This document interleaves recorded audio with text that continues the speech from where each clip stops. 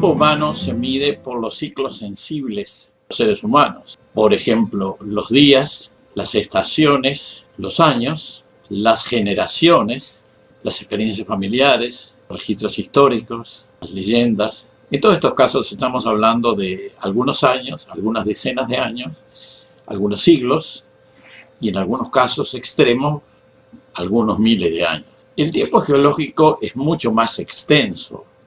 Frecuentemente se mide hasta en millones de años. El tiempo astronómico se extiende aún más que el geológico. Puede medirse hasta en miles de millones de años. La vida, que es el proceso que permite llegar a la comprensión del tiempo a la que nos estamos refiriendo, está caracterizada por compuestos muy complejos de carbono, que es el elemento milagroso, diríamos, que se adaptó a los diferentes ciclos y medidas dependientes de la intensidad y frecuencia de los flujos de energías. Y los compuestos de carbono, que le llamamos vida, se adaptaron a los ciclos y a las medidas de tiempo, a la intensidad y frecuencia del flujo de energía. La superficie de un planeta iluminado por una estrella o por el Sol, que es una estrella, dentro de ciertos límites de distancia y exposición. Digo ciertos límites porque si las radiaciones solares son excesivas, por ejemplo debido a altas temperaturas, entonces la vida no puede funcionar. Hay un límite superior para el funcionamiento de los complejos, de los compuestos de carbono que llamamos vida. Cuando las radiaciones son suficientes pero no excesivas, entonces ahí se permite, digamos, y se alimenta la posibilidad de que la vida crezca y se desarrolle en la superficie de los planetas. En estos casos puede haber mucha energía disponible, los procesos biológicos se aceleran y los tiempos se acortan a años, a días o a horas.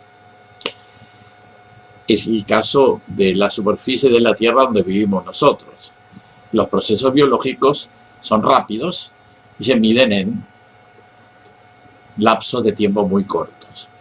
A mayor distancia, las temperaturas bajan y pueden bajar demasiado, tanto que impiden la actividad de los organismos vivos en la superficie planetaria. Aunque pueden existir esporas u otras formas de vida latente, esperando la ocasión de germinar, la vida no puede funcionar si las temperaturas son, por ejemplo, de 180 grados bajo cero, 200 grados bajo cero. Pero en el interior de los planetas, por debajo de la superficie, pueden haber organismos que no dependan directamente de la energía del Sol y en lugares donde la temperatura no es tan baja ni tan alta y estén sometidos a procesos dentro de los materiales rocosos que constituyen las cortezas planetarias o equivalentes. Estos procesos son extremadamente largos. Los tiempos se alargan a decenas, cientos, miles de años, incluso más. Eso es lo que ocurre en el planeta Tierra en los ambientes subterráneos, continentales y suboceánicos. A varios cientos de metros e incluso kilómetros de profundidad, tanto los continentes como los sedimentos oceánicos tienen un escasísimo flujo energético que lleva a que se reproduzcan en periodos extremadamente largos, tan largos que son casi imposibles de medir. Son bacterias que viven en la profundidad que Thomas Gold denominaba, el geofísico austriaco, denominaba hipertermobacterias, que se alimentan de metano y otros hidrocarburos, oxidándolos, incrementando el porcentaje de carbono, y en los cuerpos planetarios pequeños, asteroides y cometas, estos microorganismos pueden quedar en estado de latencia o con procesos vitales que se pueden medir en cientos de miles o millones de años. Ese fenómeno sería lo que se ha dado a llamar la teoría de la panspermia, la presencia de vida en diferentes astros, asteroides, cometas, planetas, en circunstancias diferentes dependiendo de los cuerpos de los que estemos hablando, de la energía que esté disponible, es la teoría de la panspermia. En la Tierra, las bacterias pueden tener ritmos vitales cientos de miles de veces más rápidos que lo que pueda haber para las bacterias que se encuentran en profundidad. Porque los consumos de energía en la superficie pueden ser miles de millones de veces mayores que los consumos de energía que requieren las bacterias ultraprofundas de los sedimentos oceánicos. Esas se han medido de alguna manera y se puede decir que las bacterias que habitan, por ejemplo, la garganta humana, requieren aproximadamente 10 a la menos 10 vatios de energía para sobrevivir un día. Pero las ultraprofundas requieren 1000 millones de veces menos. Una bacteria ultraprofunda para sobrevivir un día requiere 10 a la menos 21 watts. No hay que olvidar que los cuerpos humanos necesitan 100 vatios o watts para sobrevivir. Y cuando decimos que una bacteria sobrevive con 10 a la menos 10 watts, quiere decir que es una bacteria.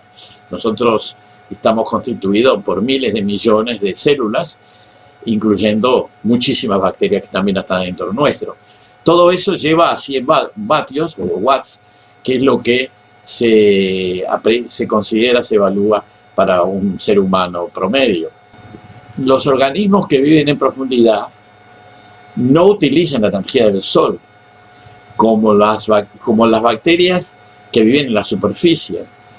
Las bacterias que viven en la superficie utilizan directa o indirectamente la energía del sol. Para empezar, a través de la fotosíntesis, como las cianobacterias, o indirectamente a través de procesos de descomposición biológica y química o parasitaria, como el caso de los seres humanos. La fuente de energía de las bacterias la superficie del planeta depende de los ciclos de variaciones diurnas y anuales, con periodos de tiempo muy rápidos a lo que los organismos han debido adaptarse. En la biosfera profunda, donde la situación es de una enorme estabilidad, hay un flujo de energía, pero es tan pequeño que solo permite que las bacterias se reproduzcan al cabo de muchos años. En los estudios que se han hecho, no se ha logrado observar la reproducción de estas bacterias. Estaban vivas, pero no se reproducían porque su ritmo está pensado o está adaptado a una extraordinaria estabilidad en las profundidades. Tanto las bacterias que habitan en los sedimentos de los fondos oceánicos como las que habitan en las profundidades de la corteza, que han sido identificadas en perforaciones y en minas, poseen una gran estabilidad. Y por lo tanto, la noción del tiempo, cuando uno las analiza, tiene que ser mirado de otra manera, muy diferente a lo que es la noción del tiempo en la vida de la superficie. Eso mismo se podría aplicar a lo que ocurriría en la vida en algunos asteroides, cometas e incluso planetas que están alejados a gran distancia y donde también el flujo de energía es muy pequeño o casi nulo. Y todo esto nos lleva a la teoría de la panspermia, que es la que mencionábamos anteriormente, que sostiene que hay vida en todas partes del universo donde puede haberla, y la vida naturalmente se dispersa a través de años, miles de años, millones de años, cientos de millones de años, lo cual no se ha podido probar porque no tenemos acceso a todos los astros del universo, ni mucho menos. Apenas algunos planetas y satélites y asteroides y cometas del sistema solar, pero incluso ahí no hay análisis suficiente para saber si hay o no hay microorganismos en estos cuerpos celestes.